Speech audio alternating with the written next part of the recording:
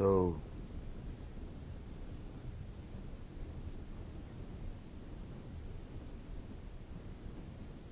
I have a lame horse to ride.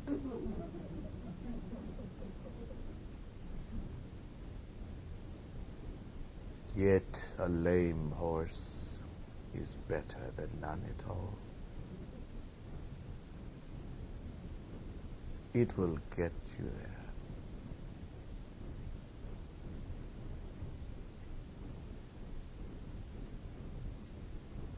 Yet it furnishes a point of reality, and it is this: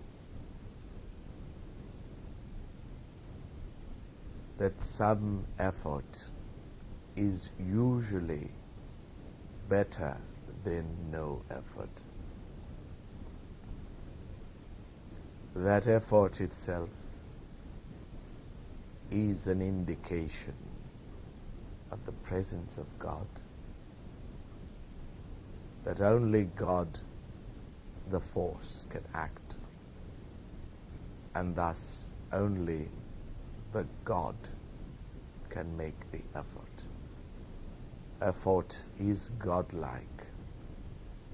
The lack of it is amnesia. Awaken then, my sleeping ones. Come to know that some effort is far greater, infinitely greater than none at all. That effort is never lost or wasted, but finds its way to the point of accomplishment at one particular moment in time. And so we come to this night, this very lovely night.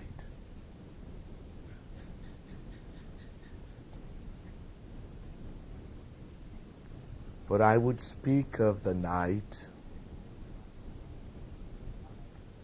It is the time of Isis, your mother.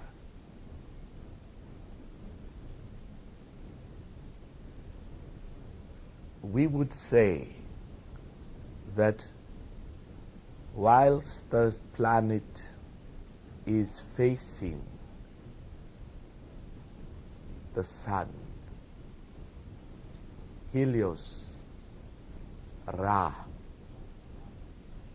it was a time of efforting. It was the time to work, at times only to be. But the moment that the planet turned on its axis, and make no mistake of this, we knew full well that the sun did not rise nor set, but that we, in accordance with the law of hierarchy, revolved around the greater light. Perhaps another difference in our understandings was that we felt that the sun, though it warmed us, brought us light and caused all things to grow, was not our servant, but rather we were its servant, truly its satellite, always adoring its light, grateful for all that was done. But I speak again of the night, and that time sacred to Isis. For you see, it was our mother that granted our dreams. Isis herself gave you what you desired. you went to her at night, spoke to her at night, and were accepted by her completely at night. So when the planet, or that portion of it that we lived upon, was facing cosmos at night, when what appeared to be darkness greeted our sight, we were indeed under the veil of Isis, happy to be as is a child with its mother.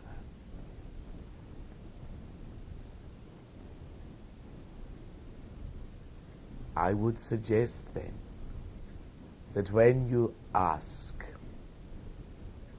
for those things that are important to you, and when you choose to ask of Isis, your mother, you do so at night. It is her cycle and her time. Some of you here were present at the plundering of the tomb of Tutankhamun, not physically, but astrally. The inscription above the opening read, "Death shall come on swift pinions to those that enter here." But of course, you would not expect a scientist of the British Museum to believe such poppycock. I believe that was the word they used.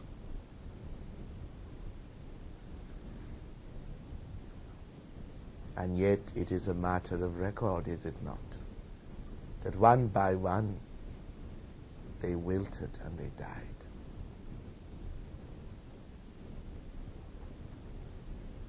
How was this accomplished?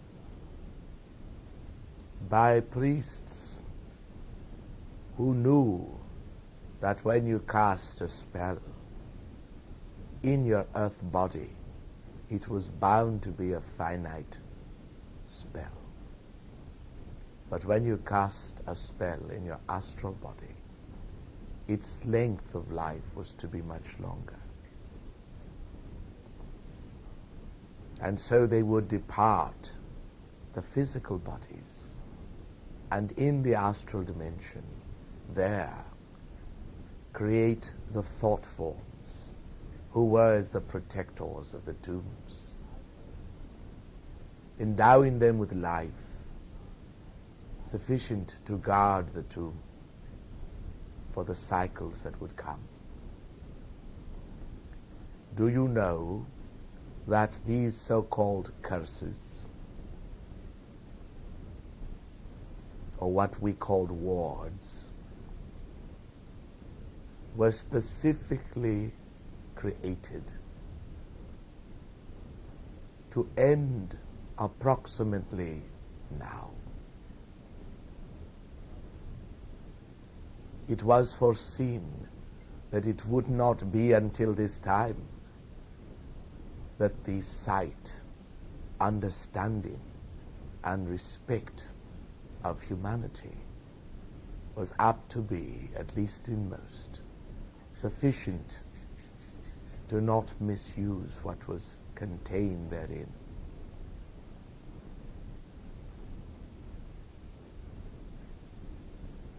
You may do the same, not so much to protect a tomb. I trust none of you have that need. But instead, to create what you create in an infinite dimension. When you essay to create, my dear ones, come to see the longevity of your creation. Is it not an ingredient of the same? Some but say, oh, I need this, or I should like that, and are remiss as to the element of time. How long will it endure? How long will it affect the rest of life? This is part of your responsibility, is it not? If you are to create, how long will your creation affect the rest of creation? Ask yourselves this, and you are a step closer to creating in toto.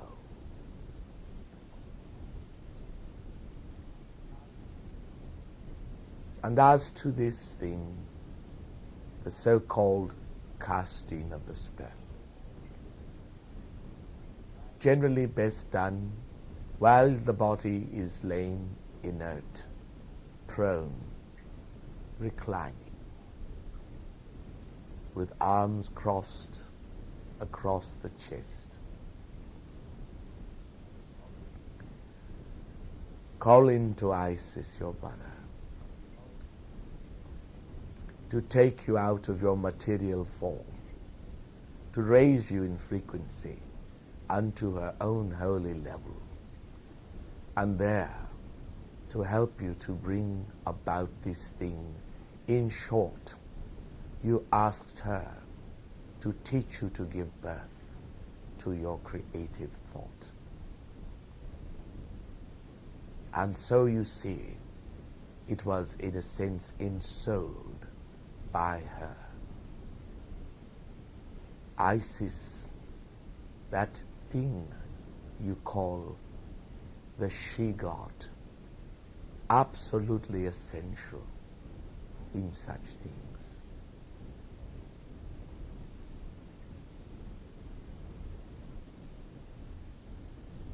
It was I that spoke at length of Isis to Helena Blavatsky, inspiring in her the desire to write her book, Isis Unveiled.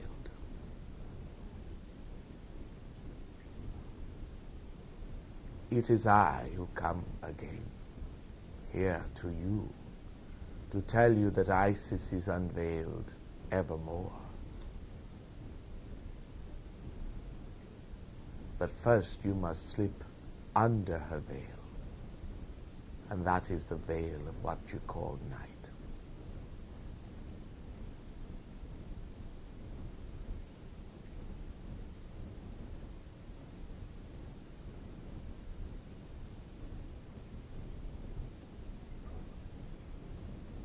It was during the visit of the child Jesus to our holy temples,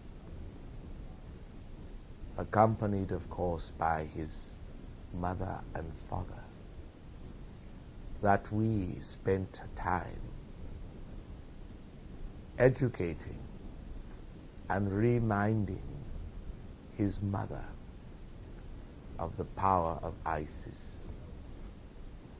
Little is known of her ministry, but I tell you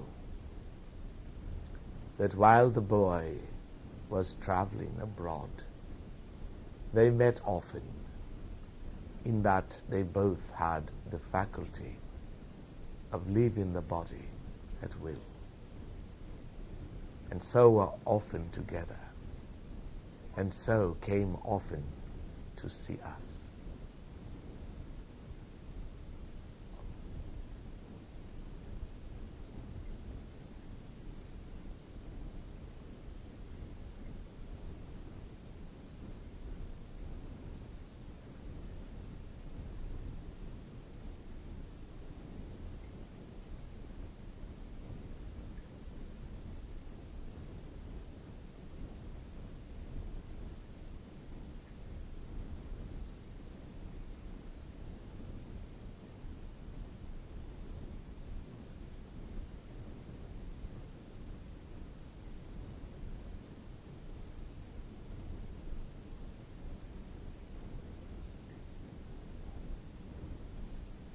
yet I am still speaking mind to mind.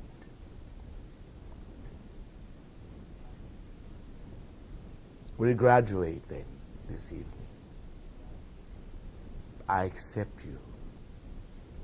I trust you accept me. Together we renew our ancient friendship. For there is not one here with whom I have not sat and dined and planned out future after future.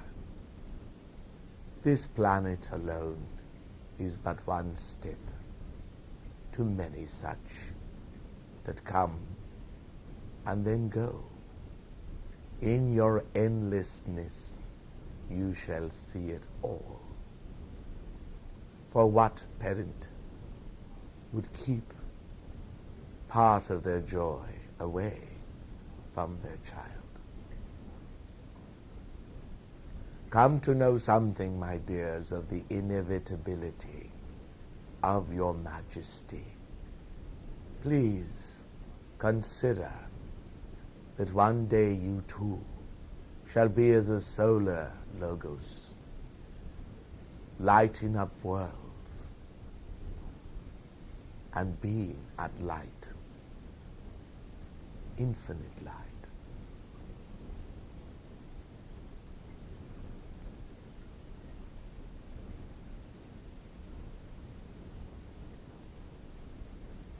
Sonit ad tum, kibot, shalatit. It comes, arkata, angsunami.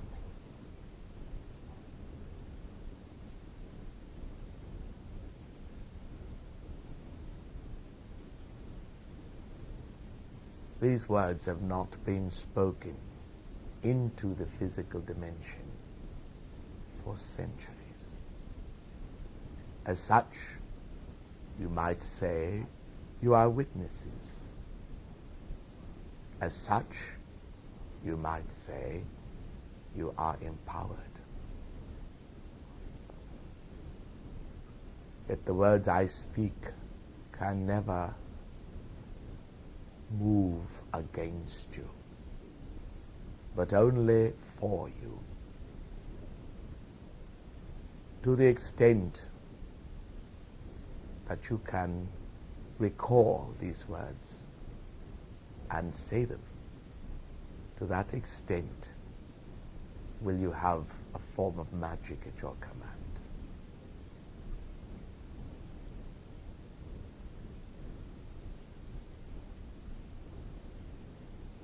It escapes you why, truly why you are here. But you have all chosen,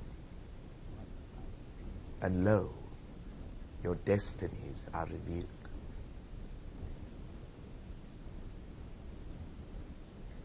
Each one of you represents a different aspect of humanity.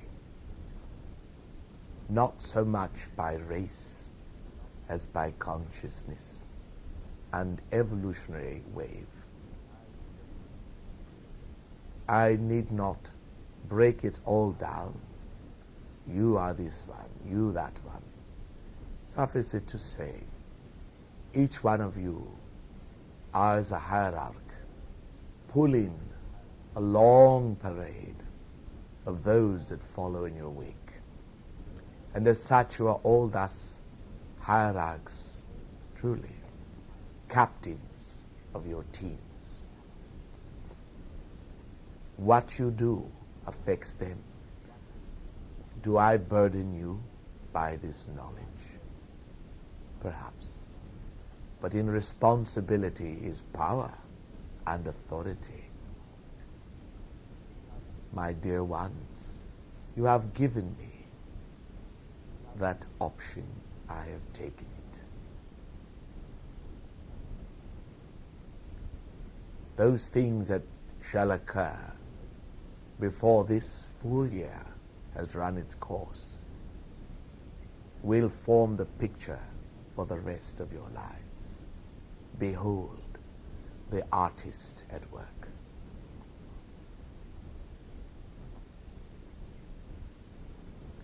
Behold yourselves in your mirrors more closely, I bid you. This is not fawning upon yourself.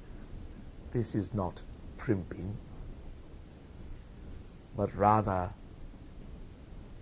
truthfully observing the image you cast. Is it to your liking? If not, that is well. It but implies change, and the more you look at it, the more your change is implied. My dear ones, come to know something of the current that goes between one eardrum and the other. Come to know the point on the very top of your head that is the entry point for cosmic rays. Come to know that you can become as magnets for the rays of the stars, and that starlight indeed is the most potent form of light. You are blessed here with good weather. You can see the stars often, almost nightly, yet you do not bask in its light simply because you've not been trained. Take a walk from time to time at night if you can. But when you walk, draw the starlight to you, else it descends as fairy dust, slowly, slowly, gently.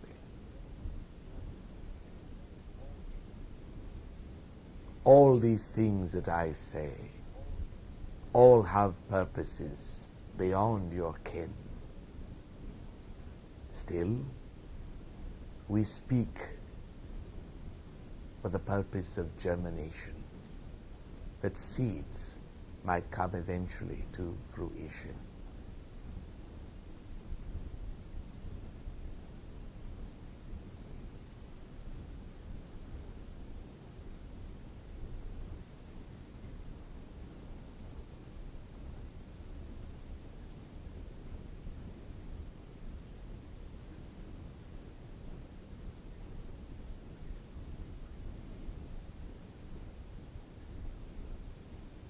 I speak again of starlight.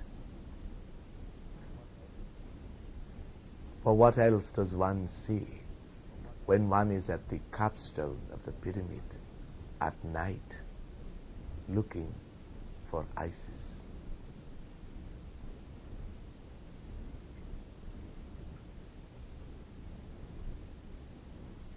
I tell you, you can draw starlight even through the structure of this house. It strengthens your cosmic ties. It intensifies your ability to do all things.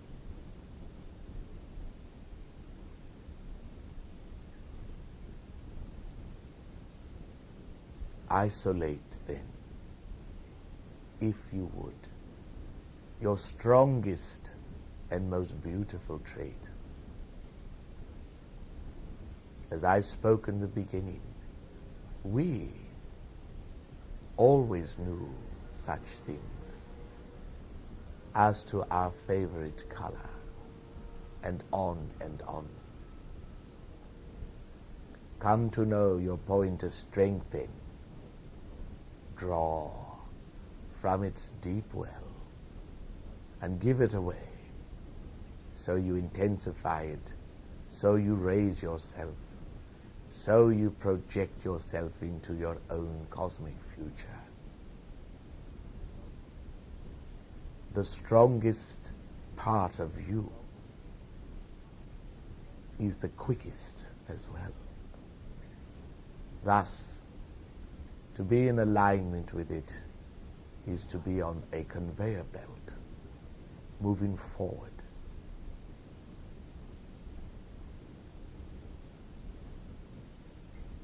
One of you here struggles with thoughts of inadequacies. This is not a bad thing. You are but being honest about perceived flaws. To you I say, inadequacy is always finite. Focus on its opposite. You step into your own infinity and you begin to loosen its hold upon you.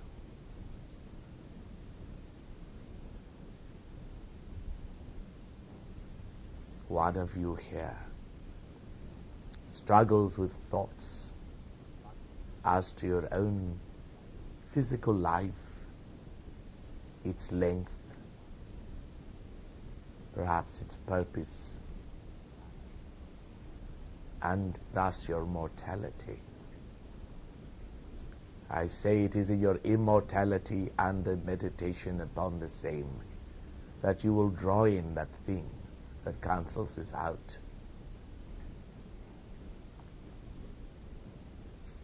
I speak words. They fly as forms. They surround you by my will. They go not away. Each time we have met, you might say, I have cast a spell. My spells are endless. So shall your own be. To some of you, this is intimidating. The very phrase causes fears to rumble in the depths of your mind. What? Casting spells? What need has a master to cast a spell? I tell you that Jesus cast perhaps the greatest spell of all. He cast a spell that all would be more loving from the moment of his life thereafter. I believe it endures. And the Lord Buddha cast a spell of wisdom that all would be wise sooner or later. What spell will you cast?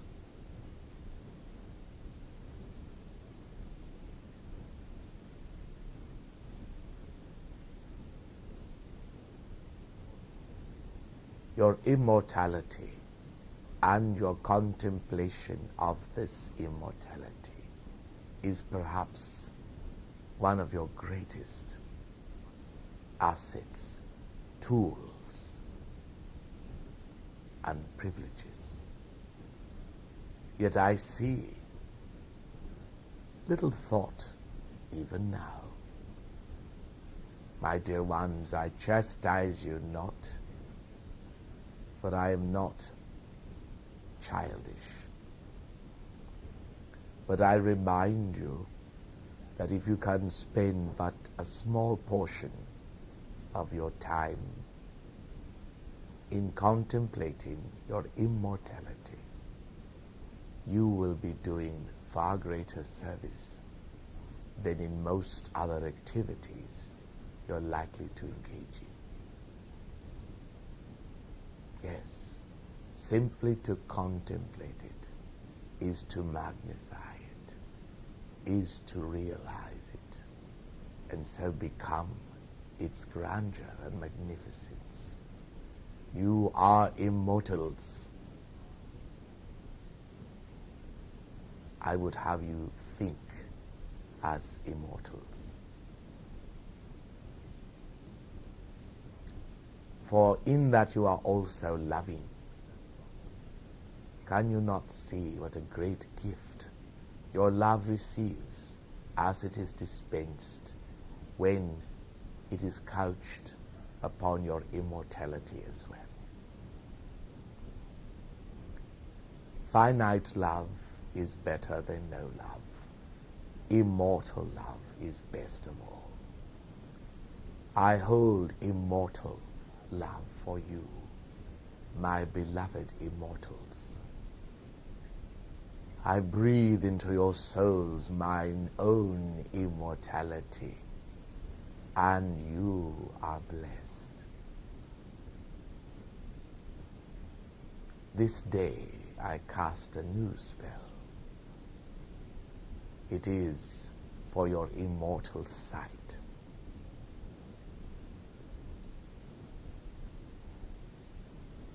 I am Serapis Bey, your immortal friend, loving you immortally, empowering you immortally, blessing you immortally.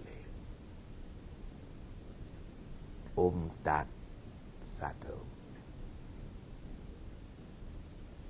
Om Tat Sat Om. Om.